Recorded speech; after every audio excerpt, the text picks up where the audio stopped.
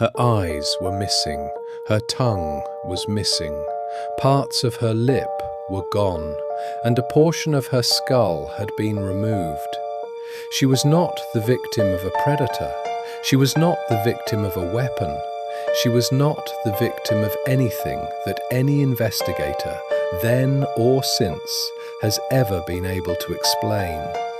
She was one of 9 experienced hikers who set out on a journey through the Ural Mountains in 1959. None of them made it back. And what investigators found when they went looking for them has never been explained. This is the story of the Dyatlov Pass, and once you hear it, you will understand why it has haunted the world for over 60 years. It was January 1959, and 10 hikers, experienced, trained, passionate about their craft, decided to take on one of the most challenging routes in the Soviet Union, a 190-mile journey through the Ural Mountains in the northern part of the country. Now, this was not a vacation. This was not a casual trip. This was a mission. Because completing this journey would earn them their Level 3 hiker certification, the highest certification available in the country at the time. These were not amateurs. These were not thrill seekers with no experience. These were some of the best hikers in the Soviet Union. On January 25th, they set off. The pictures taken of the group in those early days show happy faces, high spirits, a group of friends doing something they loved. Everything was going right. They were on course, on schedule, moving well. And then they reached the mountain pass. The mountain pass they needed to cross had a name. The local Mansi tribe, the indigenous people of that region, called it Dead Mountain. The hikers knew they needed to push through it. The plan was simple: set up camp, wake up early, cross the pass in a single day, and set up on the other side. But nature had other plans. A severe weather system rolled in, fast and violent, and it pushed the group off course, off the mountain pass, and directly onto the exposed slope of Dead Mountain itself. Now, here is where the first strange thing happens. These were experienced hikers. They knew the mountains. They knew the risks. And every experienced mountaineer knows that when you are pushed off course by bad weather, you retreat, you find shelter, you get off the exposed slope. But they didn't. For reasons that no one has ever been able to explain, this group of expert hikers decided to make camp right there, on the open, exposed slope of Dead Mountain, in negative 40-degree temperatures, with no shelter, no protection, completely exposed to the elements. Why? Nobody knows. That was the first question, without an answer. It would not be the last. When the hikers failed to show up at a predetermined rendezvous point, the people waiting for them were concerned, but not panicked. Not yet. These were 9 experienced hikers. They knew what they were doing. Delays happen in the mountains, so they waited. 3 weeks passed, and still nothing. No word, no sign, nothing. A search party was assembled, military units were included, and they headed into the Ural Mountains to find out what had happened to the group. They found the campsite relatively quickly, and what they found there stopped them cold. The tent was still there, but something was very wrong with it.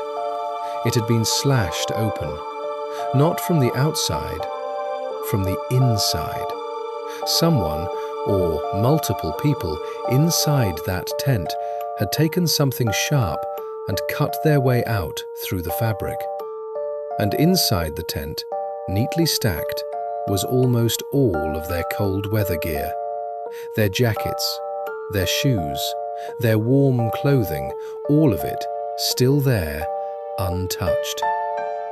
The hikers had cut their way out of their own tent in negative 40-degree temperatures and left without their shoes, without their jackets, without their cold weather gear. And leading away from the tent, down the slope towards the forest below, was a neat set of footprints. 9 sets of footprints, walking calmly, steadily, in a line. Investigators analyzed the footprints carefully, and what they found made no sense. The footprints showed that the majority of the hikers had been either completely barefoot or wearing only one shoe in negative 40-degree temperatures. And their gait, the spacing between their steps, was not the gait of people running, not the gait of people panicking. It was the gait of people walking calmly. 9 expert hikers, barefoot, half-dressed, in the deadliest cold imaginable, walking calmly down a mountain, away from everything that could have kept them alive. Investigators followed the footprints down towards the tree line, and at the edge of the forest, beneath a large cedar tree, they found the remains of a small campfire and 2 bodies, both wearing nothing but underwear, both barefoot. The palms of their hands had been badly scraped and torn, as if they had been desperately trying to climb the tree above them. Looking up at that tree, investigators could see that many of the lower branches had been ripped away, broken off, as if someone had been frantically trying to climb up, trying to get off the ground, trying to get away from something below them.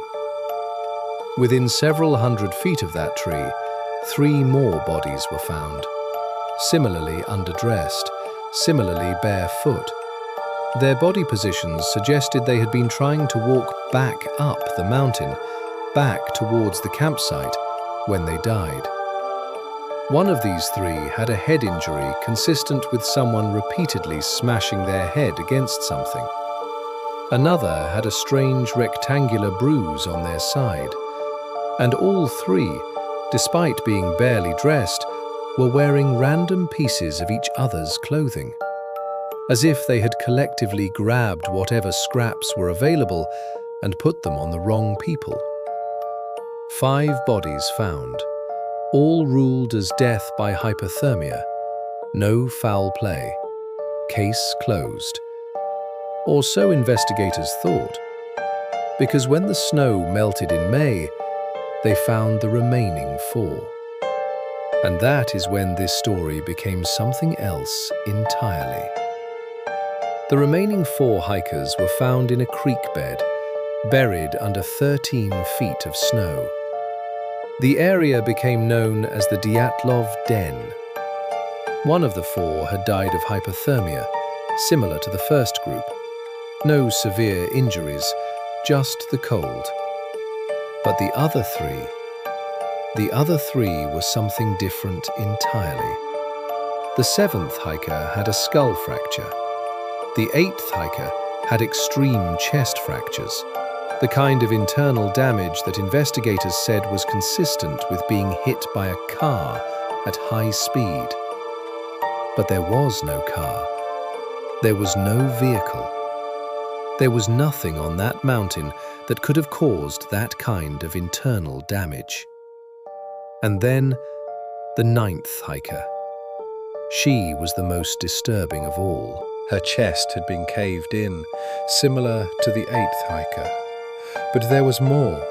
Her eyes were missing. Her tongue was missing. Parts of her lips were gone, and a portion of her skull had fractured, and a piece of her skull had been removed. Not broken, not shattered, removed. And the clothing, just like the previous group, these 4 had been wearing each other's clothes randomly, pieces taken from one person put on another, But this group had taken it further. The way the clothes were distributed, the way they had been swapped, suggested that each of these four had died at different times. As if one would die, and the survivors would take their clothes, and then another would die, and the survivors would take their clothes, and so on, until the last one was left alone, in the dark, in the freezing cold, 13 feet under snow. And the clothes themselves.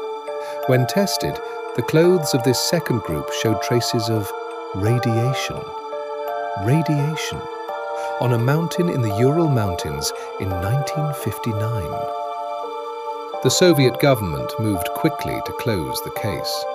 Their official explanation, a natural disaster. Or perhaps the incompetence of the hikers themselves. Nobody believed it. Not the families, not the friends, not the Soviet people. And so the theories began. The first theory, the local Mansi tribe had ambushed and killed the hikers. But the Mansi are known as an extraordinarily peaceful people. An attack of this nature would be completely uncharacteristic. And more importantly, there were no other footprints in the area. Only the footprints of the 9 hikers. The second theory, a sudden, violent avalanche had forced them out of their tent in the middle of the night. But the tree line showed no damage. There was no avalanche debris. The Mansi tribe reported no avalanche. And in that entire area, historically, there has never been a recorded avalanche, before or since. The third theory, hypothermia itself. Because one of the strange effects of severe hypothermia is paradoxical undressing, where the victim actually feels overheated and begins removing their clothing before they die. But that still does not explain the missing eyes, the missing tongue, the radiation, the chest injuries consistent with being hit by a car. In 2019, 60 years after it happened, Russia officially reopened the case. They examined 3 possible explanations: a snow slab collapse, an avalanche, or a hurricane-force wind event. And after all that investigation, they closed it again, with the same conclusion the Soviets had given in 1959, a compelling natural force that the hikers were unable to overcome. That was it. No specifics, no evidence, no answers, just a natural force. So here is where we are left. 9 experienced hikers, the best in their country, cut their way out of their own tent from the inside, in the middle of the night, in negative 40-degree temperatures. They left behind everything that could have kept them alive: their shoes, their jackets, their gear. They walked calmly down a mountain, barefoot, half-dressed. Some tried to climb a tree. Some tried to walk back up the mountain. Some died with injuries consistent with being hit by a vehicle at high speed on a mountain with no vehicles. One was found with her eyes missing, her tongue missing, a piece of her skull removed. Their clothing tested positive for radiation. And after 60 years of investigation, the official answer is still just a natural force. Was it an avalanche that left no debris and no damage to the trees? Was it the Mansi tribe who left no footprints? Was it a secret Soviet weapons test that the government has spent 60 years covering up? Was it something that came down from the sky? Something that had those hikers throwing their arms up in the freezing dark, trying to defend themselves against something no human being has words for? I don't know. But I'll tell you this. The Soviet government's final official statement on the Dyatlov Pass incident described what killed those 9 hikers as a compelling natural force they were unable to overcome. 9 of the best hikers in the Soviet Union, unable to overcome it. Whatever it was, it is still out there.